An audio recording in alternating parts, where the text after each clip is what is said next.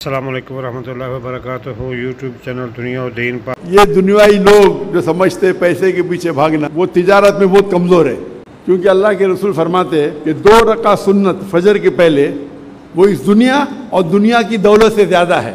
تو مسلمان اگر 2 رکعت سنت فرض نہیں سنت پڑھیں گے تو اب بل گیٹس اور جیف بیزوس سے زیادہ امیر ہوں گے۔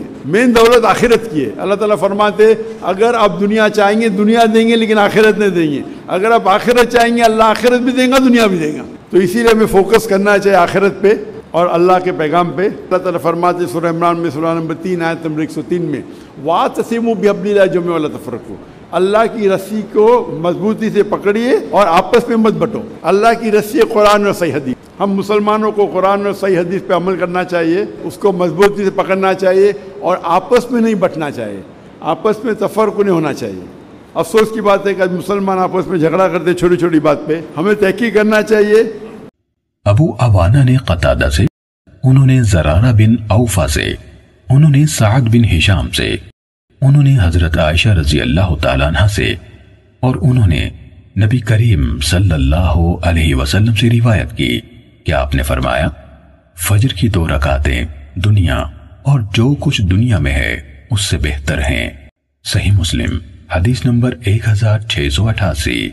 معتمر کے والد سلیمان بن طرخان نے قتادہ سے اسی سند کے ساتھ حضرت عائشہ رضی اللہ تعالیٰ عنہ سے اور انہوں نے نبی اکرم صلی اللہ علیہ وسلم سے روایت کی کہ آپ نے طلوع فجر کے وقت کی 2 رکعتوں کے بارے میں فرمایا وہ 2 رکعتیں مجھے ساری دنیا سے زیادہ پسند ہیں۔ صحیح مسلم حدیث نمبر 1689۔ ڈاکٹر ذاکر نائک حافظہ اللہ فجر کی 2 رکعتوں کی اہمیت بیان کر رہے تھے کہ دنیا اور معافی دنیا میں جو کچھ ہے اس سب سے یہ زیادہ قیمتی ہیں، اور نبی کریم صلی اللہ علیہ وسلم کی 2 احادیث مبارکہ اسلام 360 ایپ سے بھی آپ نے وہ بھی سنی۔